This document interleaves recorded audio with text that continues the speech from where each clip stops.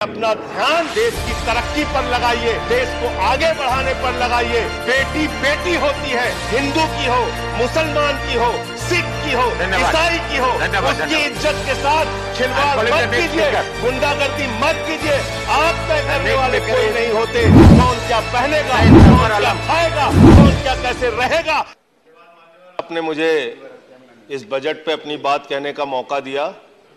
Sir, मैं इस budget पे और इनके डिजिटल इंडिया पे राजीव जी की एक कविता है, वो एक बड़े अच्छे कवि हैं, उन्होंने लिखा है, वो सदन के सामने सुनाना चाहूंगा। खाओ डिजिटल, गाओ डिजिटल, देश का बैंड बजाओ डिजिटल, रुपया डिजिटल, बैंक भी डिजिटल और सेना का टैंक भी डिजिटल। बच्चे पाए डिजिटल शिक्षा और फिर मांगे डिजिटल भिक्षा। बच्चे पाए डिजिटल शिक्षा और फिर मांगे डिजिटल भिक्षा।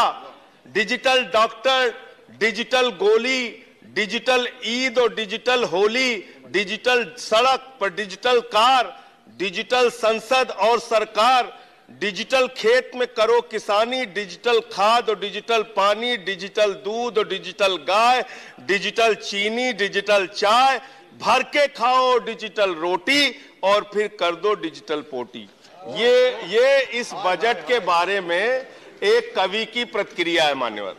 और जो इस सरकार के दावे हैं उस पर थोड़ी बात कर लेते हैं मान्यवर। इन्होंने कहा है कि 60 लाख नौकरियां देंगे।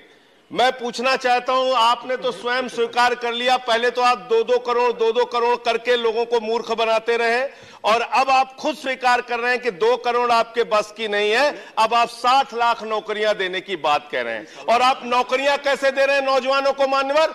35,000 रेलवे भर्ती के लिए 1 करोड़ नौजवानों ने उसमें फॉर्म भरा और उसके बाद जब उसका परिणाम आता है उसमें घोटाला और गड़बड़ी की जाती है। जब वो नौजवान सड़क पर नौकरी मांगने के लिए निकलते हैं उनको लाठियों से पिटवाया जाता है प्रयागराज में, उनको पटना में लाठियों से पिटवाया जाता है, घर में घुस के लाठियों से पीट पीट के आप नौकरी दे रहे हैं, आंसू गैस के गोले छोड़ छोड़ के आप नौकरी दे रहे हैं। आप कर्मचारियों की बात इस बजट में कर लीजिए मान्यवर। जब कर्मचारियों की चर्चा होती है, पूरे देश के कर्मचारियों की एक ही मांग है, पुरानी पेंशन की बहाली की जाए, पुरानी पेंशन की बहाली की जाए। 40 दिन कोई सांसद और विधायक रह लेता है, पूरे जीवन भर उसको पेंशन मिलती है। 40 साल कोई कर्मचारी नौकरी करता है, उसकी पेंशन आपने खत्म कर दी। पेंशन तो छोड़िए, टैक्स के राहत की उम्मीद थी कर्मचारियों को, आपने इस बजट में वो भी नहीं दिया।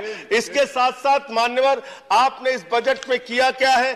22 तक सबको घर देने की आपकी योजना थी। वो 22 तक घर देने की योजना भी पूरी तरीके से जमीन पर उतर के नहीं आई, वो भी फेल साबित हुई।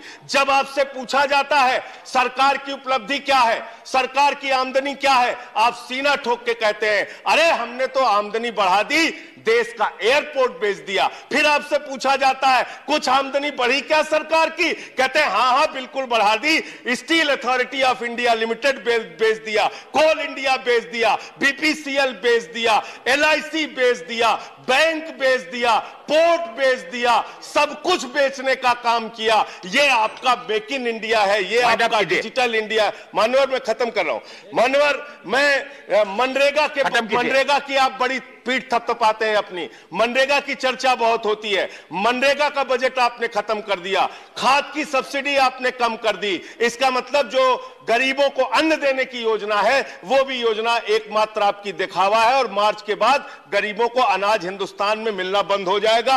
अंत में आपके माध्यम से एक ही इस सरकार से अनुरोध करना चाहूंगा कि अपना ध्यान देश की तरक्की पर लगाइए, देश को आगे बढ़ाने पर लगाइए। बेटी बेटी होती है, हिंदू की हो, मुसलमान की हो, सिख की हो, ईसाई की हो, उसकी इज्जत के साथ खिलवाड़ मत कीजिए, गुंडागर्दी मत कीजिए। आप तय करने वाले कोई नहीं होते। कौन क्या पहनेगा, कौन क्या खाएगा, कौन क्या कैसे रहेगा, कौन। Zafar Islam, I'm sorry. Please. Thank you very much, sir. First of all, I would